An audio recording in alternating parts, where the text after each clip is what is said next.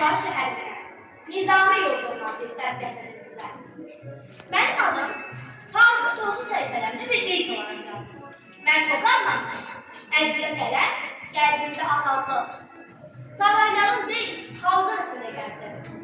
Mən Azərbaycan ədəbiyyatında ilk şəhərəngiz əsərini yazan qadınam.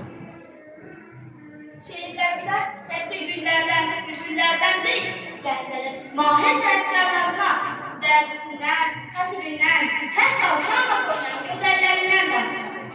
Mən tanımaq üçün xətirlərimi sayıram. Mən uzun dastanlar yazmadım.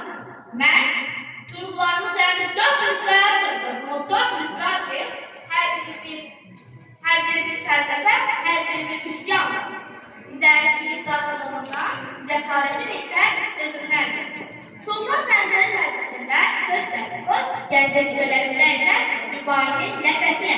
İndi söyləyin görək, ey siz böyükleri qonaqları, mən kiməm? Bəli, mən məsələ gəncəmiyəm.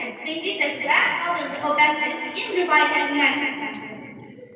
Bu dünya bir qızıl kuzeye bənzər. Suyu yaxşı indir, yaz hafif zəhər. Çox da öyünmədi uzun ömrü. Əcəl ömrlərində ağzı bir. Dün yaşayın kökləmi daşlara çatır. Sərhoşum, bilmədim. Əlimdən saldım.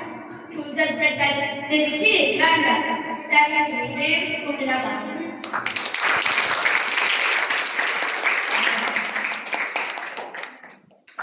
Siz keçmiş dövrdən gəlmişsiniz və indiki şairlərə münasibətiniz necədir? Onlar haqqında məlumat verərdinizsə.